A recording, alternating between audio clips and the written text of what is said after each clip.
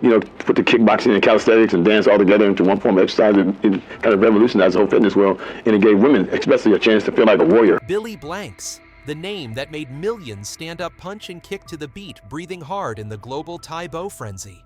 A radiant smile, a signature tracksuit. The shout, "Double Time," rang out like a living slogan. He was a source of energy that never went out, an irreplaceable legend. But then he disappeared. No longer appearing on television, no new videos, not a single explanation. What happened? A broken family, a secret affair, a child unplanned, embezzlement cases, close associates who betrayed him, a partner imprisoned for money laundering, all hidden behind the smile. You thought you knew Billy Blanks. Think again, because his darkest secret will leave you speechless. Are you ready? The unbelievable journey of Billy Blanks.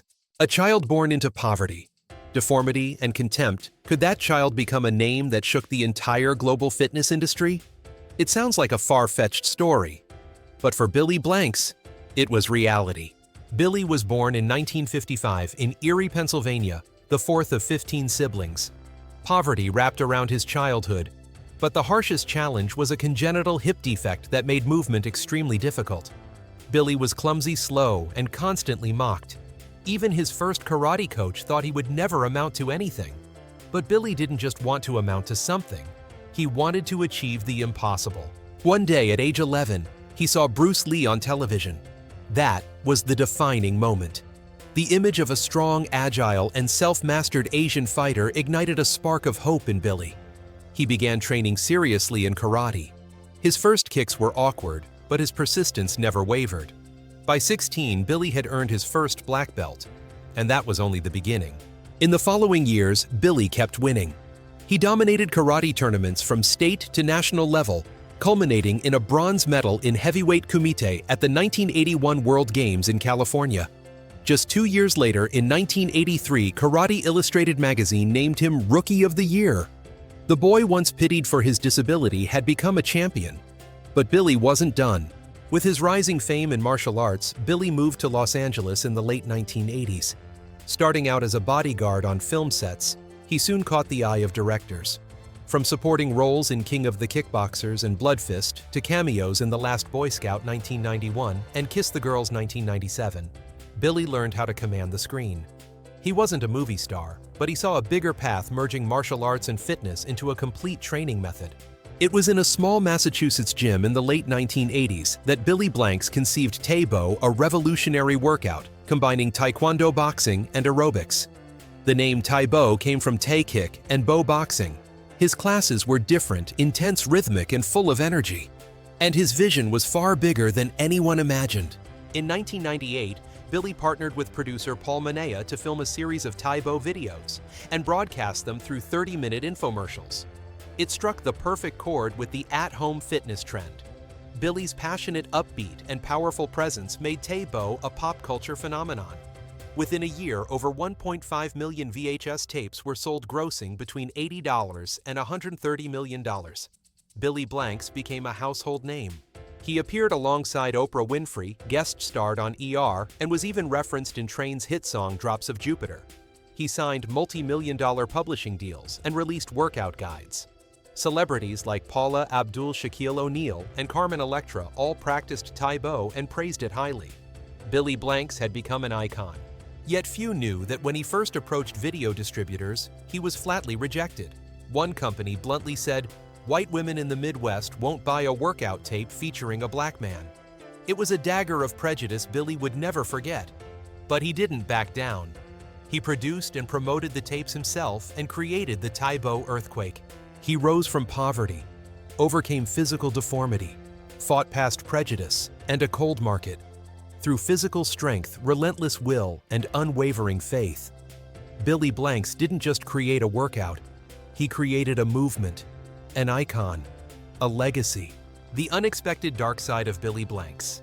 While the world was captivated by powerful kicks, shouts of double time, and the boundless energy of Billy Blanks, no one imagined that behind that dazzling light was a family slowly falling apart. The truth wasn't in the best-selling tapes or on popular TV shows. It was behind closed doors where Billy Blanks was no longer an icon, but a man making choices that would shock all of America. For more than 3 decades, Billy and his wife Gail Godfrey were seen as the perfect couple. They married in 1974 before Billy became famous and endured every hardship together. Billy even adopted Gail's daughter, Shelley, when she was little, loving her as his own. Later, they had a son, Billy Blanks Jr., who followed his father's fitness legacy. The 4 of them stood side by side from the days when Tae Bo was just an idea on paper, until it became a global phenomenon. Gail wasn't just his wife, she was his partner, helping run classes, charity events, and video businesses. Then in 2007, quiet rumors began to surface Gail had filed for legal separation. The reason listed in court documents was irreconcilable differences. Few believed it. How could someone like Billy Blanks, who preached balanced morality and positive energy, let his marriage fall apart? Fans hoped it was only temporary. But by 2008, all doubts vanished. The 33-year marriage officially ended. And then came the real earthquake. Just months after the divorce, Billy appeared in Japan not to promote Tae Bo, but to welcome a newborn baby girl named Angelica Blanks. The mother, Tomoko Sato, a Japanese interpreter who had once worked with Billy during his business trips in Asia. The internet exploded. Forums, tabloids, and fan pages all ran the same story: Billy Blanks had fathered a child with another woman while still married. The rumors that had quietly circulated now became undeniable truth. The timing of Angelica's birth. November 2008 almost coincided with Billy and Gail's divorce proceedings.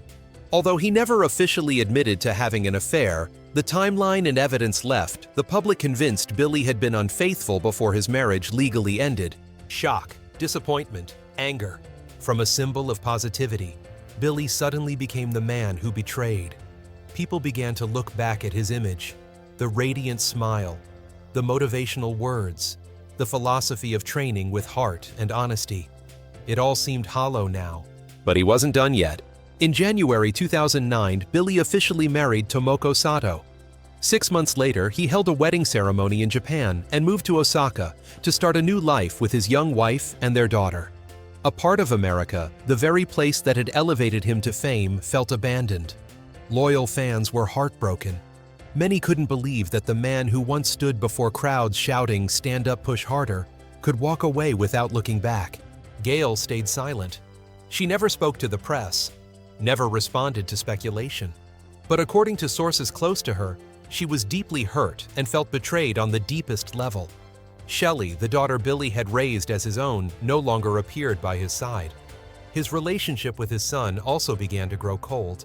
There was a time when the entire Blanks family appeared together in workout videos, Gail leading classes, Shelley demonstrating moves, and Billy Jr. leading warm-ups. Now that image of a united family had vanished as if it never existed. A lingering question remained. Why did Billy risk it all? Was it the pressure of fame, fortune, and the spotlight that made him crave escape?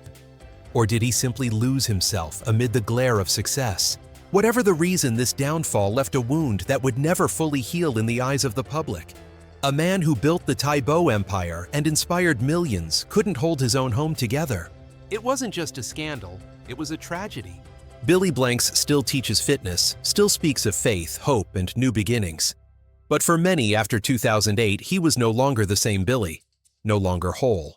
And perhaps he, more than anyone else, understands the price of having his greatest secret brought to light. The legal battle that nearly collapsed the Billy Blanks empire. Billy Blanks' success was once compared to a tsunami in the American fitness industry. In its first year alone, Tae Bo brought in over $130 million USD in revenue. But behind that bright light was a quiet legal war where Billy faced not a rival in the ring, but the very people who once stood by his side.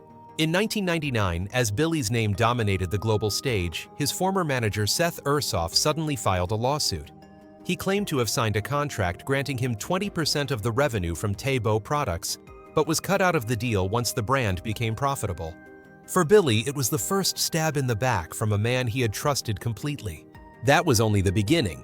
After Ursoff came another name, Jeffrey Greenfield, Billy's accountant and close manager, who was given full control over finances and contract negotiations. But Greenfield didn't bring lucrative deals. Instead, his poor negotiations cost Billy millions. in two major projects, Tae Bo Squad and Battle Dome. The star of the show, Billy Blanks, was paid less than 10,000 USD, equal to a random guest appearance.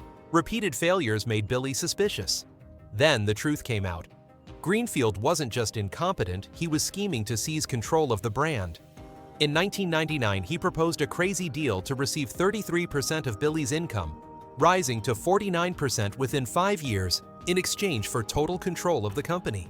If Billy agreed, he would have become a puppet in his own empire. He refused, and the battle officially began. Billy sued Greenfield for unauthorized representation, financial misconduct, and serious damages. To defend himself, he hired Seyfarth Shaw, one of the top law firms in the United States. But then came the irony. The very people meant to protect him caused him to lose everything. Seyfarth Shaw filed the complaint late and violated procedural rules, leading the case to be tried in civil court instead of under the jurisdiction of the California Labor Commission. Despite the procedural flaws, in 2007, the trial court surprisingly ruled in Billy's favor, granting him 30 million USD in damages against Seyfarth Shaw for malpractice. It seemed like justice at last, but 2 years later, the appellate court overturned the entire verdict. The reasons: improper jurisdiction and incorrect jury instructions. The case was sent back to square one. In the end, Billy received nothing while spending hundreds of thousands on legal fees. The years-long battle nearly broke him. Time, money, and spirit all drained away. The Tae Bo brand began to stagnate. Classes grew smaller. On television, Billy still smiled brightly, still shouted, "Stand up, double time." But behind the scenes were piles of legal documents and sleepless nights. Those close to him said Billy was so drained he had to borrow money just to keep the company afloat. A few smaller lawsuits later helped him recover slightly, but the Tae Bo empire never regained its old momentum. The public never knew that while they were still following his commands on TV, their instructor was sitting in court fighting to reclaim his own name. That battle wasn't just about money, it was a brutal lesson in trust. Billy Blanks once taught that strength comes not from muscles, but from spirit. But in real life, he had to learn that truth, the hardest way through betrayal, by the very trust he preached. Tae Bo made him famous, but it nearly took everything away. And perhaps that was the hardest blow of Billy Blanks' life, a hit no one could see, but strong enough to bring even a legend to his knees. The costly betrayal from his most trusted people. Amid the post-collapse chaos following his shocking divorce and endless legal battles, Billy tried to hold on to a shred of peace by focusing on running his family company, BG Star Productions. This was the hub for all Tae Bo revenues, from video sales and book royalties to classes and seminars. The catch was that the company wasn't run by professional CEOs or legal overseers. It was managed by a homegrown team personally chosen by Billy and Gail. Among them, Rennie Charmel Foster and Demetria Foster Gutierrez. Two sisters stood out for their cautious, caring, and seemingly devoted demeanor. They weren't just accountants. They also handled the Blanks family's personal bills. Billy even treated them like family. But that trust created an unguarded doorway, the key that allowed them to quietly carry out the biggest embezzlement of their lives. From 2007 to 2010, the Foster sisters made at least 70 unauthorized withdrawals from company accounts totaling more than 1.1 million USD. Their scheme wasn't new, but was meticulously planned, transferring funds to personal accounts, paying off credit card debts, disguising the money as corporate service fees, and submitting falsified monthly reports. That massive sum, about 25 billion VND at the time, wasn't used for investment or to start a business. They splurged shamelessly: luxury cars, lavish vacations, designer goods, personal debts, and online shopping. To them, the Billy Blanks empire was an unlimited ATM, no PIN required, because the boss was too busy to notice. Even more astonishing, they pulled this off in total silence for 3 years. No warning signs, no suspicions. In 2010, a newly hired employee spotted irregularities in the bank statements and financial reports. When Billy learned of it, he could hardly believe his eyes. The two women he had trusted with his safe's key had stolen over $1 million from his own hands. The case was immediately referred to the U.S. Secret Service, which investigates federal-level financial crimes. The evidence they gathered was undeniable. Forged accounting records, transfer histories, linked credit card data. Renee and Demetria were arrested and charged with bank fraud and unauthorized use of computer access devices. In 2012, a federal court sentenced each to 33 months in prison, nearly 3 years. Both were ordered to repay 1.119 million USD to Billy and banned from working in accounting or finance for at least 3 years after release. During sentencing, Judge Gary Fees condemned their conduct as cowardly, deliberate, and a despicable exploitation of trust. The case brought no legal consequences for Billy. He was entirely the victim. But what he lost most wasn't money, it was image. Worse still, the incident received little mainstream media coverage. It was overshadowed by his divorce and larger legal scandals. Yet for Billy, this was the sharpest kind of wound, a silent stab that drew no blood but left a scar for life. No apology could heal it. No verdict could return the 3 years of lost vigilance. In one rare interview about the matter, Billy simply said, "I don't hold anger toward them, but I will never let it happen again." And perhaps that's what made him different. He didn't rage, he didn't retaliate. He learned to be more cautious and kept standing tall. Tae Bo teaches you to punch with both hands. But life taught Billy Blanks that sometimes you need eyes in the back of your head, not to strike anyone, but to see who's about to stab you from behind.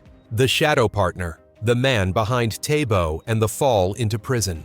Amid the dazzling glow of sold-out VHS tapes and the chant "Stand Up Double Time" echoing through living rooms across America, few knew that behind Billy Blanks, the trainer of millions, stood a shadow. A shadow that could smile, quote the Bible, and say exactly what Billy wanted to hear. His name was Paul Manea, the infomercial king, a genius of TV sales. But like every story about a marketing prodigy, there was always a fall that left the world stunned. When Billy Blanks created Tae Bo, a blend of taekwondo boxing and aerobics, he needed someone who could turn it into a global brand. Paul Manea appeared at the perfect moment. He came from Ohio and had made millions selling a pain relief gadget called Stimulator, which in truth ran on a lighter circuit. Over 800,000 units sold, generating 64 million USD before the FBI began investigating. Some of his partners went to prison, but Manea slipped away, walking out as if freshly cleansed after a criminal feast. Then in what seemed like a script written by fate, Manea met Billy Blanks. To Billy, he appeared as the model of morality. He drank milk instead of alcohol, carried a Bible everywhere, and spoke of God in every story. Billy, a man of deep faith, saw in Paul a brother in spirit. He had no idea this was a familiar tactic Manea used to win over partners. When they shook hands, the Tae Bo storm officially began. In 1998, the infomercial campaign Tae Bo, the ultimate workout, launched. The 30-minute ad aired nationwide, opening with the now famous call, "Are you ready to change your life?" The result: within a year, over 1.5 million VHS tapes sold, generating more than 80 million USD, and Billy Blanks became a cultural phenomenon. Behind the camera, Manea controlled everything: the shots, the cuts, the soundtrack. Under the contract he arranged, Billy earned 250,000 USD per year, plus 2.4% of sales, a dream deal for a martial arts instructor. But as money poured in, Manea's true nature emerged. He wanted more. He ran Tae Bo as if it were his own, dictating marketing, controlling licensing, cutting staff costs, and even borrowing celebrity names for ads. One of his most infamous stunts involved using boxing legend Sugar Ray Leonard's name without permission to promote O2 Go. The lawsuit cost him hundreds of thousands of dollars and tarnished his reputation. Billy could only sigh. "I thought he was a good man." But success changed him. Manea's shadow grew larger. He saw himself as the soul of Tae Bo, while Billy was merely the face. In interviews, Manea spoke of our business vision, while Billy spoke of spiritual strength. They shared a stage, but not a soul. By 2000, Billy began withdrawing from the marketing campaigns, focusing only on teaching and publishing training books. He realized he was trapped in a golden cage where fame shone brightly, but freedom vanished. The story might have ended there, but a darker chapter began. In 2006, Paul Manea, now a millionaire with mansion supercars and a 43.5-carat yellow diamond, sought to sell the gem for 19.5 million USD. The buyer, a Mexican drug lord, looking to launder money. Few knew that the drug lord was actually undercover FBI agent John Tanza. In the secretly recorded meeting, Manea not only agreed to the sale, but also explained how to wash the money through real estate deals. When he signed the contract, FBI handcuffs were already waiting. On December 13, 2006, Paul Manea was arrested in Ohio. The evidence was overwhelming: recordings, emails, testimonies. By May 2007, he was convicted of money laundering and conspiracy to commit federal crimes, sentenced to 12.5 years in prison. In one day, the infomercial king became a federal inmate. His name vanished from all Tae Bo credits, partner companies, and trademarks. But his downfall dragged down something else. The Tae Bo empire collapsed within a few years. When Paul went to prison, Billy Blanks disappeared from American screens as well. Infomercials stopped airing. Group training contracts were canceled. From Los Angeles, Billy flew to Japan, opening a small gym in Osaka with his new wife, Tomoko Sato. Some said he fled the scandal's aftermath. In truth, he simply needed peace to start again. In an interview with Men's Health, Billy said, "I didn't know anything about his past. I thought Paul was good, but Tae Bo blinded him. I learned that no one can sell their soul for fame and still keep their peace." The Manea case was not just a fatal blow to Tae Bo's reputation, it was a brutal lesson about the dark side of the fitness industry, where faith, money, and power mix into a dangerous cocktail. Billy Blanks once believed that positive energy could heal everything. But after watching the man who once prayed beside him in handcuffs, he understood that light never exists by itself. It only matters when it shines on darkness. Today, Billy rarely mentions Paul Manea. In class, he still calls out, "Stand tall. Stay strong," still wears his radiant smile. But if you look closely, there's caution behind his eyes. He learned the most expensive lesson of all. Sometimes the person who makes you shine the brightest is also the one who pushes you closest to the edge. Tae Bo lives on, though no longer in its former glory. Yet behind every punch and every kick lies a reminder from the past that there is no workout to teach you how to avoid betrayal, only lessons on how to stand up after being betrayed. Fracture in the bloodline. As the Tae Bo tapes that once sent America into a fitness frenzy were gradually shelved like relics of a golden age, Billy Blanks entered a quieter chapter of his life.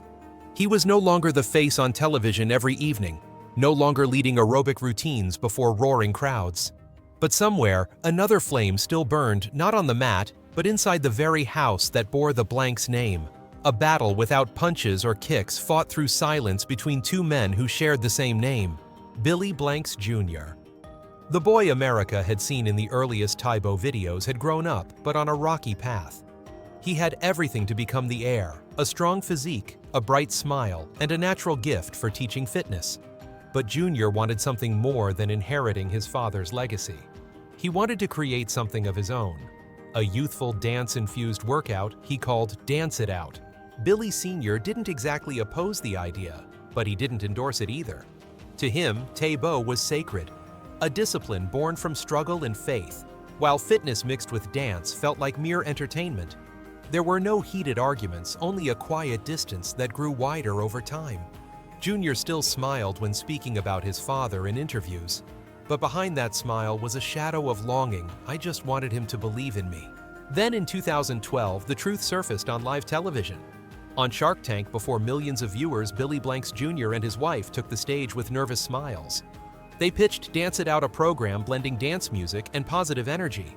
Everything seemed fine until an investor asked, "Does your father support you?" Junior paused, then with a trembling voice said, "We don't really have his support. I love my father, but I have to walk on my own 2 feet."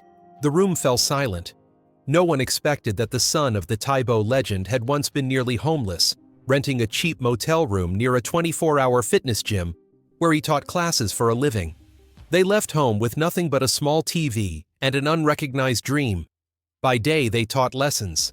At night, they returned to that cramped room, listening to the hum of the air conditioner like the beat of a workout count. "We had nothing but faith that someone out there still wanted to dance with us," Junior said on air, his eyes glistening. His father, Billy Blanks Sr., was in Japan at the time, living with his new wife and young daughter. Rumor had it he saw the show. No comment, no reaction.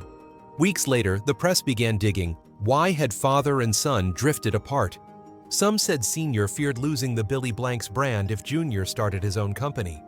Others claimed he was only trying to protect his son from financial risk. Whatever the reason, the result was, the The same father and son stood silent like two fighters facing each other across the mat, waiting for who would make the first move. But fate has its own way of mending cracks. Behind the scenes of Shark Tank, after the camera stopped rolling, investor Damon John, founder of Fubu, approached Junior and whispered, "I believe in you. Let me help." He offered 100,000 USD for 50% of the company. But with one condition: Junior had to use the name Billy Blanks Jr. officially to give the brand recognition. That meant asking his father, the man who legally owned that name, for permission. It was the hardest phone call of Junior's life. He said he hesitated for days before finally pressing call. On the other end, his father's voice was calm but distant. There was a long silence. Then Billy Sr. said, "Do what you believe is right. I wish you success." No apology, no explanation, just one short sentence. But to Junior, it felt like a tap out a martial artist's signal of surrender, or perhaps acceptance. Thanks to that call, Dance It Out officially launched under the name Billy Blanks Jr. The program exploded, expanding into hundreds of classes, worldwide. Junior became the face of a new generation of fitness, vibrant, joyful, and inclusive. Meanwhile, Billy Sr. remained quietly in Japan, teaching Tae Bo to local students and occasionally returning to the US for workshops. Two parallel paths no longer clashing, but no longer far apart either. Sometimes in interviews, when asked about his father, Junior simply smiles. "He's the one who taught me discipline." And maybe the greatest lesson is that sometimes you have to stand on your own to prove your worth. And when Billy Sr. is asked about his son, he replies briefly, "I'm proud of my boy. He's stronger than I thought." It may sound like a polite remark for the press, but for those who know their story, it's a quiet reconciliation, something that apologies alone could never achieve. The scar. Within the soul. Watching Billy Blanks on stage, muscular, commanding, smiling with radiant confidence, you would never imagine he was once the trembling boy standing in a classroom corner, unable to read a single line aloud. Yet from those seemingly ordinary cracks, a spirit of steel was forged. Billy grew up in a poor neighborhood in Erie, Pennsylvania, where every day was a test of endurance. Born with a hip deformity, he struggled to walk, was mocked by peers and labeled by teachers as a slow learner because he couldn't keep up with reading assignments. It wasn't until years later that people discovered Billy had dyslexia, a learning disorder that jumbled letters and made memorizing words nearly impossible. But in the 1960s, no one knew what that was. To them, Billy was simply the dumb kid. That label haunted him for years. I remember once the teacher asked me to read aloud from a book, Billy recalled in an interview with People. I stood up my mouth, froze, my throat tightened, and the whole class burst out laughing. That day, I went home and cried. But instead of giving up, he found release in martial arts. Every punch, every kata movement became his way of telling the world, if I can't express myself through words, I'll do it through action. Then, at 9 years old, tragedy struck, a moment that would define his life. One afternoon, Billy and his best friend went to play by a nearby lake. Within minutes, his friend slipped, flailed, and began to drown. Billy panicked, trying to jump in, but his father stopped him. He didn't know how to swim. His friend died before his eyes. For years afterward, he would still hear the sound of splashing water and the faint cry for help in his dreams. "I swore to myself I'd never be powerless again," Billy said. That vow stayed with him forever, becoming his personal creed. Never give up, never stand still when you can act. It explains why later Billy didn't teach Tae Bo merely as exercise, but as a spiritual ritual, where every student learned to confront their own fears. Even after fame arrived, Billy kept teaching children with disabilities and students struggling to learn. "I used to be one of them," he said. "I want them to know that weakness doesn't define a person's worth." Perhaps it was those early wounds that shaped Billy Blanks into a uniquely inspiring figure, not preaching strength through words, but embodying it through the scars that never faded. Today, nearing 70, Billy still bows to his students with that full, genuine smile. Yet if you look closely behind his eyes, lies something deeper than strength, a sadness tempered into resolve. That is Billy Blanks's final secret. The Tae Bo legend was not born from light, but forged in darkness. If this story moves you, please like, subscribe, and turn on the notification bell. so you won't miss more inspiring journeys of those who have fallen yet never surrendered. All data, analysis, and commentary in this video are presented based on information available at the time of production. The content is subject to change over time and should not be considered a definitive forecast. There is still so much more to explore: stories of resilience, legacy, and truth. Feel free to dive into some of our top recommended videos now appearing on your screen.